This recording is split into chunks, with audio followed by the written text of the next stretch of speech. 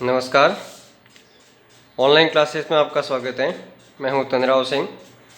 अपना second chapter चल रहा है ह्यूमन सिस्टम। ह्यूमन सिस्टम में अपन ने डाइजेस्टिव सिस्टम कंप्लीट कर लिया था और अब सेकंड आता है respiration and respiratory system. Okay, जो आपने हेडिंग लगाई है उसके अकॉर्डिंग देख लेते हैं। फर्स्ट ऑफ ऑल ये आता है व्हाट इज रेस्पिरेशन। रेस्पिरेशन क्या है उसको देख लेते हैं। To perform their various function, cells require energy. To acquire this energy, cell use O2 to oxidize the nutrient. Means कि बहुत सारे फंक्शंस करने के लिए सेल्स को एनर्जी की रिक्वायरमेंट होती है। किसकी रिक्वायरमेंट होती है? एनर्जी की रिक्वायरमेंट होती है।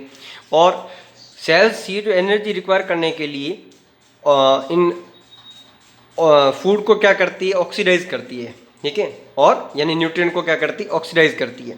This process result in the production of ATP. यानी जब फूड को ऑक्सीडाइज किया जाता है तो उसके रिजल्ट में क्या निकलता है? ATP. ATP means energy adenosine triphosphate के फॉर्म में। And release of harmful CO2 gas. इसी के साथ साथ क्या एक हार्मफुल गैस बन जाती है CO2, उसको भी क्या करना होता है? रिलीज करना होता है। This process of formation of ATP is called respiration. तो रेस्पिरेशन को अपन को इस तरीके से याद रखना है कि यहाँ पर 3 प्रकार के क्वेश्चन आते हैं। पहला क्वेश्चन ये होता है कि फूड को ऑक्सीडाइज करना जरूरी क्यों होता है? क्यों फूड को ऑक्सीडाइज करना जरूरी इसलिए होता है क्योंकि हमारी सेल्स को किसकी रिक्वायरमेंट होती है? एनर्जी की रिक्वायरमेंट होती है। और एनर्जी की रिक्वायरमेंट होने के साथ साथ जब फूड को ऑक्सीडाइज किया जाएगा तो एक हार्मफुल सब्सटेंस बनेगा CO2। तो हमारा सिस्टम एक इस तरीके से सिस्टम बनेगा जो क्या करेगा? ऑक्सीजन को एंटर कराएगा।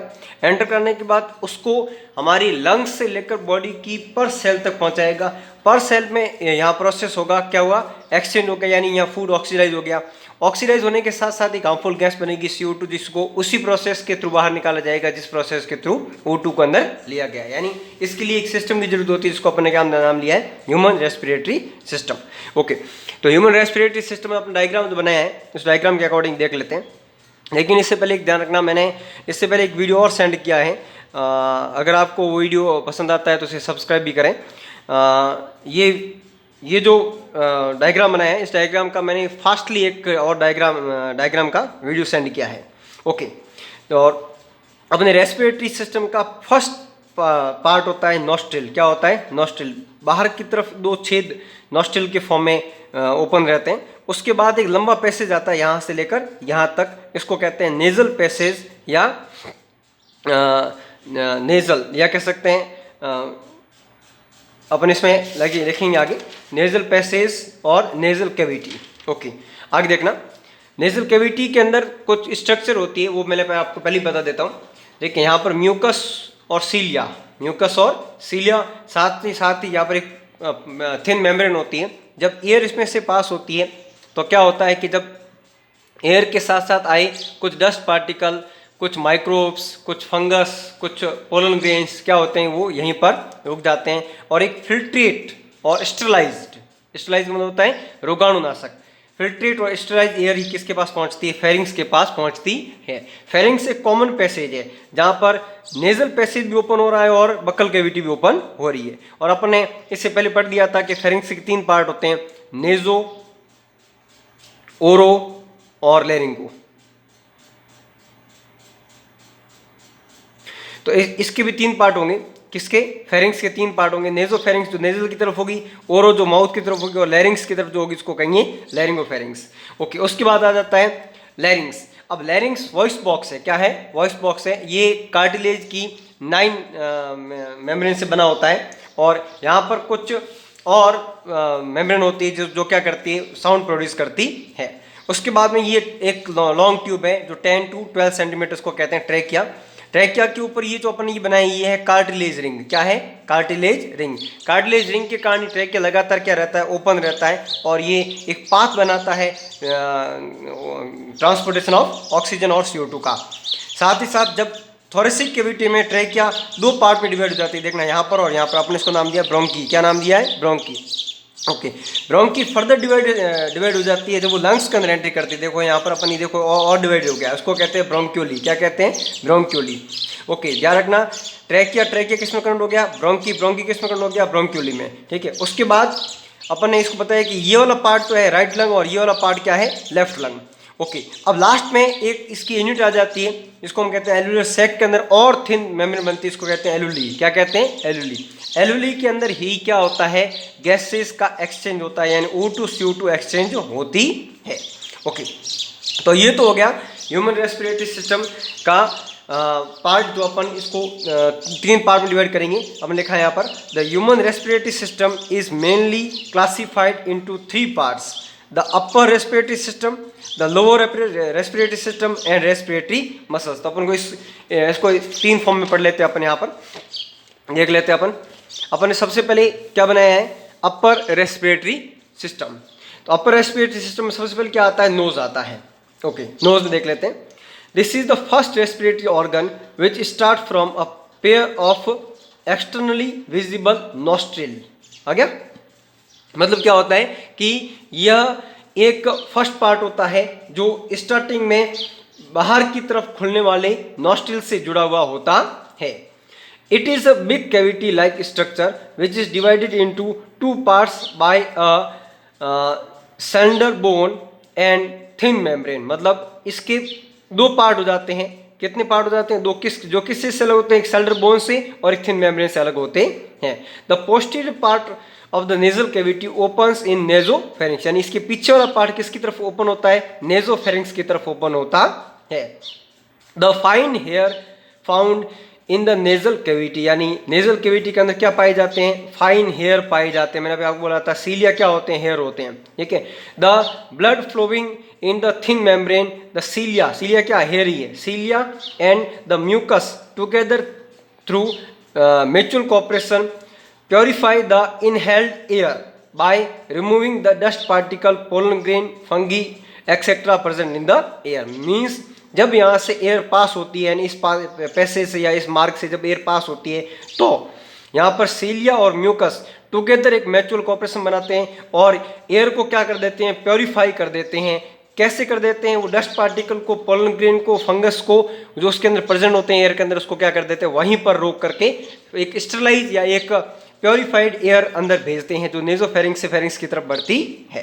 ओके, सेकंड पार्ट आता है माउथ। क्या आता है, माउथ। ध्यान देना, माउथ एक टेम्परेरी पैसेज या कह सकते हैं एक मार्ग होगा। वैसे एक परमानेंट मार्ग कौन सा है, नोज है। जब नोज काम कर रहा है तो माउथ से हम ब्रीथिंग नहीं करते हैं, ठीक है। लेकिन एक टेम्परेरी कह सकते हैं गेट के तौर पर काम कौन करता है, माउथ करता है। Mouth work as a secondary organ in the respiratory system.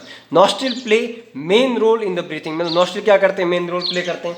But however at the time of need, मतलब जब जरूरत पड़ती है, जब जुकाम वगैरह हो जाता है, ठीक है, कोल्ड हो जाता है, उस समय क्या होगा, ये ओपन हो जाएगा। Mouth can also be use for breathing. Okay, आगे जाते हैं अपन थर्ड नंबर है फेरिंग्स। और हम जानते हैं फेरिंग्स को 3 पार्ट में डिवाइड किया गया है, लेकिन फिर भी पढ़ लेते हैं। Pharynx is a muscular funnel type structure upper portion of the oesophagus, यानी फेरिंग्स किसके ऊपर होता है, एक ईसोफेगस यानी फूड पाइप जो है उसके ऊपर एक किसकी जैसे स्ट्रक्चर है, फनल लाइक स्ट्रक्चर है। The pharynx is divided into 3 part, nasopharynx, oropharynx और लैरिंगोफेरिंग्स। ये बात मैं पहले बता चुका हूं तुम्हें। The nasopharynx is the first portion of the pharynx which is found in the posterior part of the nasal cavity। इसमें भी पढ़ लिया था अपन ने, ठीक है। air after passing through the nasal cavity move into the nasopharynx, यानी nasal cavity के बाद एयर किस में आ जाती है, nasopharynx के आ जाती है। reaches to the oropharynx, यानी nasopharynx से किसके बाद पास पहुंच जाती है, oropharynx के बाद। the breath taken from the mouth directly enter the oropharynx, यानी अगर हम ब्रीथ करते हैं माउथ से वो तो सीधा किसके अंदर आ जाती है, वो ओरोफेरिंग्स में, यानी वो नेजोफेरिंग्स की तरफ नहीं जाती है। From oropharynx air passes through the laryngopharynx, यानी ओरोफेरिंग्स से किसकी तरफ, लैरिंगोफेरिंक्स की तरफ बढ़ती है। तो सुनो, अगर नेजल कैविटी की तरफ से आया है तो नेजोफेरिंक्स, उसके बाद ओरोफेरिंक्स और फिर लैरिंगोफेरिंक्स, और अगर बक्कल कैविटी की तरफ से आया है तो ओरोफेरिंक्स और सीधा लैरिंगोफेरिंक्स की तरफ मूवमेंट कर जाती है with the help of epiglottis. अब एपिग्लोटिस क्या है, एपिग्लोटिस ट्रैकिया या वॉइस बॉक्स के ऊपर एक स्विच है जो क्या करता है, एयर को एंट्री कराने का काम करता है। ये अपन उसमें भी पढ़ लिया था, किसमें, जब अपना रेस्पिरेटरी सिस्टम पढ़ा था। Okay, enter into the larynx. Epiglottis is a flap like elastic cartilage structure which act as a switch between the oesophagus and wind pipe, यानी यह ईसोफेगस और विंड पाइप के बीच में एक स्विच का काम करता है। कौन करता है? एपिग्लोटिस करता है। ओके, तो ये तो हो गया फेरिंग्स। अब आ जाते हैं किसके पास? लैरिंग्स के पास। लैरिंग्स क्या है देख लेते हैं। It is a small structure which connect the laryngopharynx, यानी ये छोटी सी स्ट्रक्चर होती है जो किसके साथ जुड़ी होती है? लैरिंगोफेरिंग्स के साथ जुड़ी हुई होती है। एंड द ट्रेकिया, साथ में ट्रेकिया, नीचे की तरफ तो ये ट्रेकिया और ऊपर की तरफ लैरिंगोफेरिंग्स है। It is made up of 9 type of cartilage, याद रखना इसके अंदर क्या होते हैं? 9 टाइप ऑफ कार्टिलेज होते हैं। During food engulfing epiglottis act as covering of the larynx and prevent the food to enter the larynx, यानी जब फूड की एंट्रिंग होने वाली होती है तब एपिग्लोटिस एक कवरिंग का काम करता है। किसके ऊपर? लैरिंग्स के ऊपर। और क्या करता है? Prevent the food to enter the larynx, यानी फूड को अंदर आने से, यानी ट्रेकिया के अंदर एंट्री करने से क्या करता है? रोकता है। Special structure called vocal cord. Vocal cord आपने 8th क्लास में पढ़ा होगा इसको। Vocal cord are found in the larynx, यानी एक ऐसी मेम्ब्रेन होती है जो क्या करती है? साउंड को प्रोड्यूस करती है, उसको हम क्या कहते हैं? वोकल कॉर्ड कहते हैं। Okay, vocal cord are mucus membrane. किसकी मेम्ब्रेन होती है? म्यूकस की मेम्ब्रेन होती है। Which vibrate with the movement of air and produce various sound, यानी क्या करती है? जब इसमें वाइब्रेशन होता है तो उससे वेरियस साउंड क्रिएट होती है। ओके, तो ये तो हो गया कि हमारे अपर रेस्पिरेटरी सिस्टम के अंदर साउंड क्या नाम है, एयर जो है वो किस तरीके से मूवमेंट करती है। अब इसका अगला टॉपिक होगा लोअर रेस्पिरेटरी सिस्टम, वो थोड़ा लंबा है इसीलिए उसका हम एक अलग वीडियो बनाएंगे। ओके, और जो बच्चे पढ़ रहे हैं उनके लिए मैं पहले नोट्स सेंड कर रहा हूँ, तो पहले नोट्स से वो एक बार कॉपी कर लें, उसके बाद ही वीडियो देखें, क्योंकि वीडियो में क्या है कि थोड़ा हो सकता है कि थोड़ा फास्टली मैंने समझाया है, इसलिए क्योंकि अगर आप वहाँ उसको पहले लिख लोगे ना तो आपको समझने में भी दिक्कत नहीं होगी। Thank you.